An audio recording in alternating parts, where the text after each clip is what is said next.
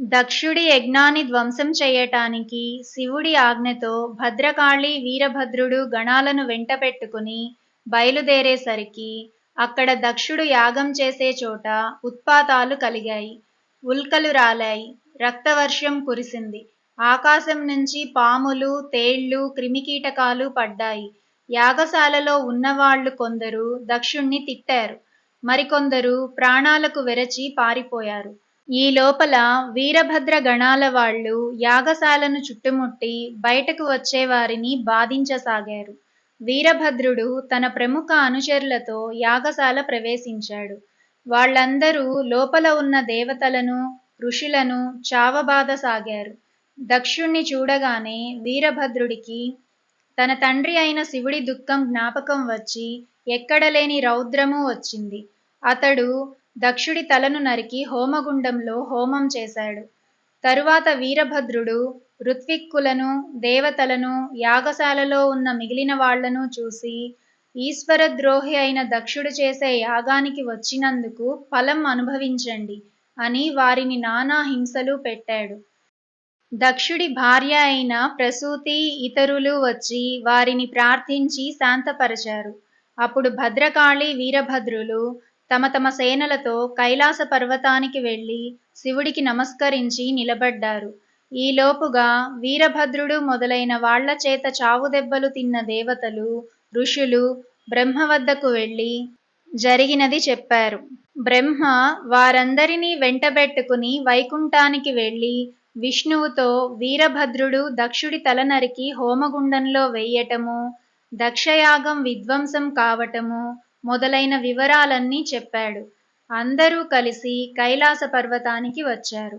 వారు వచ్చేసరికి శివుడు ధ్యాన సమాధిలో ఉన్నాడు. ఆయన చుట్టూ వీరభద్రుడు మొదలైన వాళ్ళు, గణాల వాళ్ళు ఉన్నారు. శివుడు సమాధి చాలించి బ్రహ్మ విష్ణువులను, దేవతలను, ఋషులను చూసి అందరినీ కూర్చోమని చెప్పాడు. విష్ణువు శివుడితో, సదాశివ, కోపాన్ని, విచారాన్ని వదిలిపెట్టు. ప్రకృతి మాయలో పడకు. నిన్ను ద్వేషించినందుకు దక్షుడు ఫలితం అనుభవించాడు. కానీ దక్షుడు ప్రారంభించిన యాగం పూర్తి కాకపోతే ప్రపంచానికి అనావృష్టి కలిగి చాలా నాశనం జరుగుతుంది. అందుచేత నువ్వు దక్షుణ్ణి బతికించి అతని యాగాన్ని పూర్తి చేయించు అన్నాడు. శివుడు అందుకు సమ్మతించి మనమందరము వెళ్ళి దక్షుడి యాగం పూర్తి అయ్యేటట్టు చేసి లోకాలను కాపాడదాం అన్నాడు. వాళ్ళు యాగశాలకు వచ్చేసరికి యాగశాల బీభత్సంగా ఉంది. అగ్నిగుండంలో దక్షుడి తల రూపు లేకుండా పోయింది. శివుడు వీరభద్రుడితో, నువ్వు ఉత్తర దిక్కుగా వెళ్ళి ఉత్తరంగా తల పెట్టుకుని పడుకున్న ఉన్న వాళ్ల శిరస్సు నరికి తీసుకురా అని పంపాడు. వీరభద్రుడు ఒక గొర్రె తలను నరికి తెచ్చాడు. దక్షుడి మొండానికి ఆ గొర్రె తలను తగిలించి దక్షుణ్ణి బతికించి ఆయన చేత వేదోక్తంగా యాగం పూర్తి చేయించారు. ఈసారి దక్షుడు శివుడికి కూడా భాగం ఉండేలాగా యాగం చేశాడు. తరువాత ఆయన శివుణ్ణి క్షమాపణ వేడుతూ, నేను నీ గొప్పతనం తెలుసుకోలేక నిన్ను దూషించాను. నిన్ను దూషించిన ఆ తల పోయింది. నీ దయ వల్ల నాకు బుద్ధితో కూడిన తల ఏర్పడింది. నా తప్పులు మన్నించి నన్ను కాపాడు అన్నాడు. శివుడు దక్షుడి క్షమాపణను ఆమోదించి, దక్ష, కారణం లేక కార్యం పుట్టదు. నీ తప్పులను నేను క్షమించాను అని దక్షుణ్ణి వరం కోరుకోమన్నాడు. అప్పుడు దక్షుడు, ఆయన భార్య మొదలైన వారు దక్షయజ్ఞం జరిగిన చోట దక్షవాటిక అనే పేరుతో ప్రసిద్ధం కావాలని, అది శివుడి నిలయంగా ఉండాలని కోరారు.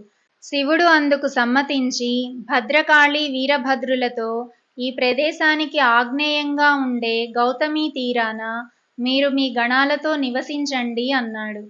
ఆయన భద్రకాళి సహితంగా వీరభద్రుణ్ణి గణాధిపతిగా చేసి సతీదేవి శరీరాన్ని తీసుకుని బ్రహ్మ, విష్ణువులతో సహా కైలాసానికి తిరిగి వచ్చి బ్రహ్మ, విష్ణులను, ఋషులను పంపివేసి సతీదేవి శరీరాన్ని పక్కన ఉంచుకుని తపస్సులో మునిగిపోయాడు.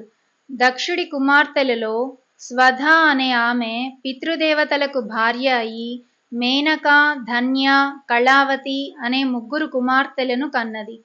వాళ్ళు చాలా అందగత్తెలు. అందరి కోరికలు తీర్చుతూ లోకాలన్నీ తిరుగుతూ ఉండేవారు. ఒకసారి వారు ముగ్గురు మహాలక్ష్మి విష్ణువులను చూడబోయి వారిని తమ నృత్య గానాలతో ఆనందపరచి కూర్చుని కబుర్లు చెబుతూ ఉండగా అక్కడికి బ్రహ్మ మానస పుత్రులైన సనక సనందనాదులు వచ్చారు. వారిని చూసి విష్ణువుతో సహా అందరూ ఎదురు వెళ్ళి నమస్కారాలు చేసి గౌరవించారు. కానీ మేనక, ధన్య, కళావతులు మాత్రం ఆసనాల నుంచి లేవలేదు. అది చూసి సనత్కుమారుడు కోపించి, మీకు గర్వం బాగా ఎక్కిపోయింది. మీరు స్వర్గంలో ఉండతగరు. భూలోకంలో వారిని పెళ్లాడి అక్కడే ఉండిపోండి అని ఆ ముగ్గుర్ని శపించాడు. అప్పుడు వాళ్ళు పశ్చాత్తాపపడి, మునీశ్వరులారా, అజ్ఞానం చేత చేసిన మా తప్పు క్షమించి మాకు శాప విమోచనం అనుగ్రహించండి అని వేడుకున్నారు. దానికి సనక సనందనాదులు, గర్వానికి ప్రాయశ్చిత్తం గర్వం పోవటమే, ఇక శాపం మాటంటారా? ఈ శాపం లోకాలకు మేలు కలిగించేదే అన్నారు. ఇది ఎలా నిజమైందంటే, ఈ ముగ్గురికి పుట్టిన కుమార్తెలు 3 యుగాలలో అవతార పురుషులను పెళ్లాడారు. మేనకకు పుట్టిన పార్వతి శివుణ్ణి పెళ్లాడింది. జనక మహారాజుకు, ధన్యకు కుమార్తె అయిన సీత రాముణ్ణి పెళ్లాడింది. వృషభుడికి, కళావతికి పుట్టిన రాధ కృష్ణుణ్ణి పెళ్లాడింది. ఈ సంగతి తెలుసుకుని ఆ ముగ్గురు కన్యలు తృప్తిపడి విష్ణువు వద్ద సెలవు పుచ్చుకుని వెళ్ళిపోయారు. హిమాలయానికి రాజైన హిమవంతుడు చాలా అందమైనవాడు. అతను తన కొండపైన గల ఆశ్రమాలన్నీ తిరుగుతూ అక్కడ తపస్సు చేసుకునే దేవతల యోగక్షేమాలు, మహారుషుల యోగక్షేమాలు శ్రద్ధగా విచారిస్తూ ఉండేవాడు. అందుచేత వాళ్ళు అతనికి మేనకనిచ్చి వివాహం చేయించారు. ఒకనాడు హిమవంతుడి వద్దకు బ్రహ్మ, విష్ణువు, దేవేంద్రుడు, ఇతర దేవతలు వచ్చారు. హిమవంతుడు వారికి షోడశోపచారాలు చేసి వచ్చిన పని అడిగాడు. మహాశక్తి దక్షుడికి సతి అనే కుమార్తెగా పుట్టి శివుణ్ణి పెళ్లాడి శరీరం త్యజించింది. శివుడు సతిపోయాక విరక్తితో తపస్సు చేసుకుంటున్నాడు. ఇప్పుడు తారకాసురుడనేవాడు రాక్షసులకు రాజై లోకాలను క్షోభ పెడుతున్నాడు.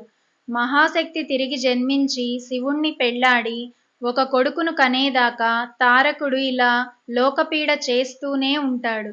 అందుచేత నువ్వు, మేనక ఆ మహాశక్తిని గురించి తపస్సు చేసి ఆమె మీకు కుమార్తెగా పుట్టేలాగా వరం పొందండి అని దేవతలు హిమవంతుణ్ణి హెచ్చరించారు. ఇంతటితో శివపురాణంలోని 3వ భాగం సమాప్తం.